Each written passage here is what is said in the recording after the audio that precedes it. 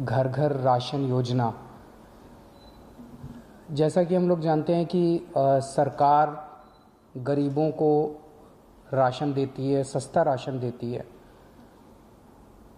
अभी तक लोगों को राशन की दुकानों के ज़रिए राशन मिलता था।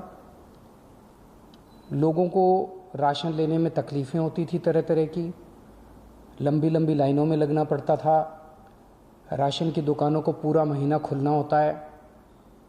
कई सारी राशन की दुकानें 2-3 दिन खुलती हैं महीने में। लोगों को राशन मिलता नहीं है। कई दुकानें जो राशन देती है वो उसमें मिलावट करती हैं, ज़्यादा पैसे लिए जाते हैं। तरह तरह की परेशानियां लोगों को होती हैं।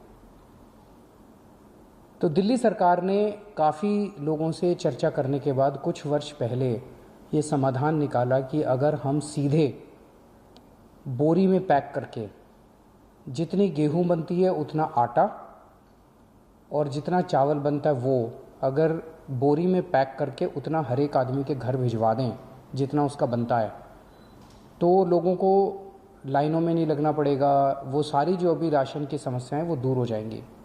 उस मकसद से मुख्यमंत्री घर घर राशन योजना लाई गई थी।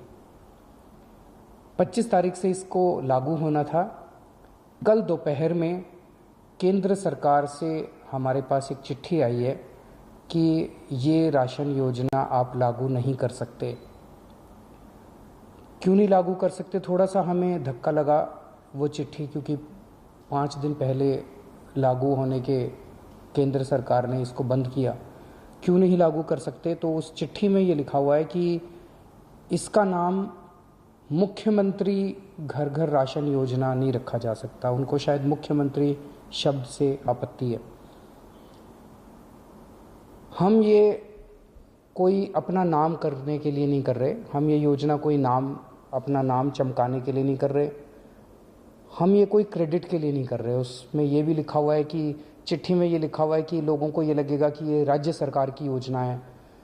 हम ये अपने क्रेडिट के लिए भी नहीं कर रहे। कोरोना के कार्यकाल में भी हमने कहा था कि दिल्ली के अंदर आम आदमी पार्टी सरकार किसी भी क्रेडिट के लिए काम नहीं कर रही। क्रेडिट सारा उनका, काम सारा हमारा, जिम्मेदारी सारी हमारी। हम इसी प्रिंसिपल पे काम करते हैं।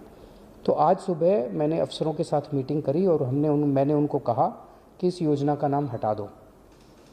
इस योजना का नाम अब इसका कोई नाम नहीं है। ये कोई योजना नहीं है, इसका कोई नाम नहीं है। जैसे पहले केंद्र सरकार से राशन आता था वो दुकानों के जरिए बढ़ता था, अब ये राशन जो है घर घर पहुंचाया जाएगा। हमें कोई नाम के अंदर नहीं पड़ना, कोई क्रेडिट के चक्कर में नहीं पड़ना, कोई मुख्यमंत्री योजना, कोई कुछ नहीं करेंगे।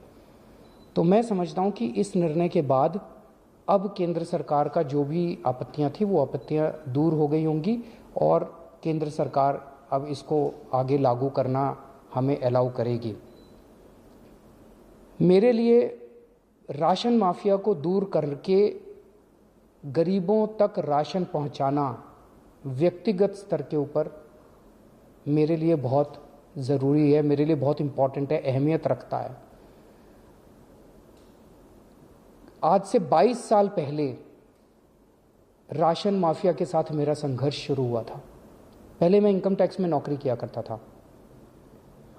उसके बाद नौकरी से छुट्टी लेके और फिर बाद में मैंने नौकरी भी छोड़ दी। मैंने दिल्ली की गरीब बस्तियों, दिल्ली के गरीबों के साथ मैंने काम करना चालू किया। झुग्गी बस्तियों के अंदर काम करना चालू किया। दिल्ली में नंद नगरी, सुंदर नगरी, सीमापुरी की झुग्गियों के अंदर काम करना चालू किया। वहाँ झुग्गियों के अंदर जब काम करना चालू किया तो पता चला कि लोगों को राशन लेने में काफ़ी तकलीफ़ें होती हैं। उन्हीं दिनों में सूचना का अधिकार कानून आया था। सूचना का अधिकार कानून इस्तेमाल करके जब हमने सरकारी रिकॉर्ड्स निकलवाए तो पता चला कि लोगों के झूठे दस्तखत करके, लोगों के झूठे अंगूठे के निशान लगा के लोगों के नाम पे किस तरह से राशन चोरी किया जा रहा था। बहुत बड़े स्तर के ऊपर लोगों को राशन मिलता नहीं था और लोगों का राशन चोरी हो रहा था।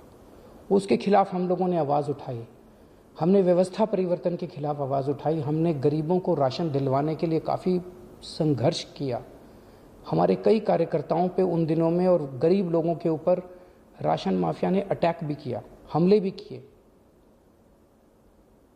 लेकिन नतीजे बहुत अच्छे, नतीजे कुछ खास नहीं निकले। हम व्यवस्था परिवर्तन नहीं कर पाए। किस्मत से, ऊपर वाले की किस दया से, लोगों के प्यार और मोहब्बत से कभी हमने सोचा नहीं था, लेकिन ऐसा हुआ कि दिल्ली में हमारी सरकार बन गई और अब हमारे पास निर्णय लेने का अधिकार आ गया। तो पिछले 3-4 साल से मैं व्यक्तिगत इस पूरे स्कीम के ऊपर लगा हुआ हूं कि किस तरह से राशन गरीबों तक, साफ सुथरा राशन, अच्छा राशन ईमानदारी से पहुंचे। और तब हमने इस योजना को, घर घर राशन पहुंचाने की योजना को 3-4 साल पहले शुरू किया था। पिछले 3-4 साल में काफ़ी तकलीफ़ें आई, काफ़ी अड़चनें आई। ये बहुत ही क्रांतिकारी योजना है। जाहिर तौर पे जो माफिया है वो बहुत स्ट्रांग माफिया है, वो बहुत ताकतवर माफिया है, उसके बड़े लिंक्स हैं, चारों तरफ उसके नेटवर्क है, वो इतनी आसानी से करने नहीं देगा। पिछले 3-4 साल से मैं मशक्क़त कर रहा हूँ इस माफिया से लड़ने की, मैं पूरी कोशिश कर रहा हूँ इस योजना को लागू कराने की। अब जबकि हमारा 20-22 साल पुराना सपना पूरा होने जा रहा था कि हम एक्चुअली लोगों के घर घर तक राशन पहुंचाने में सफल हो रहे थे, तो कल जब ये अड़चन आई तो थोड़ा सा दिल बैठ गया। लेकिन हम किसी भी तरह की अड़चन नहीं आने देंगे। केंद्र सरकार की जितनी शर्तें हैं हम सारी शर्तें मानेंगे। केंद्र सरकार जो कहेगी हम वो करेंगे। हमारा मकसद केवल और केवल जनता तक ईमानदारी से साफ सुथरा सस्ता राशन पहुंचाना है। अगर वो राशन पहुंच गया तो दिल को बड़ा सुकून मिलेगा और गरीबों की दुआएं मिलेंगी। उन गरीबों की दुआएं हैं जिसकी वजह से आज हमारे दिल्ली के अंदर, हम तो छोटे से लोग हैं, हमारी सरकार चल रही है। तो मैं उम्मीद करता हूं कि अब इस निर्णय के बाद कि ये कोई नई योजना नहीं है, कोई इसका नाम नहीं दिया जाएगा। परसों हम कैबिनेट मीटिंग रख रहे हैं, कैबिनेट के अंदर इस पे निर्णय लेके कैबिनेट का प्रस्ताव हम केंद्र सरकार को भेज देंगे।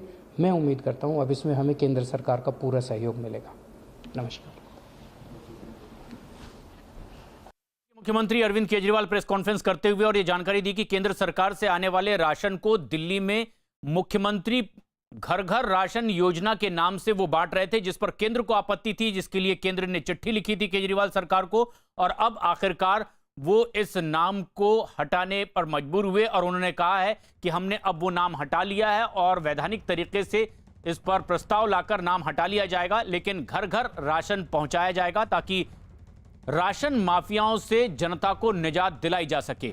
ये एक ऐसी टकराव की स्थिति थी जिस पर लगातार आरोप प्रत्यारोप की सियासत भी हो रही थी, लेकिन खुद दिल्ली के मुख्यमंत्री अरविंद केजरीवाल ने प्रेस कॉन्फ्रेंस की और उन्होंने बताया कि केंद्र सरकार ने आपत्ति जताई और हमने नाम हटा लिया।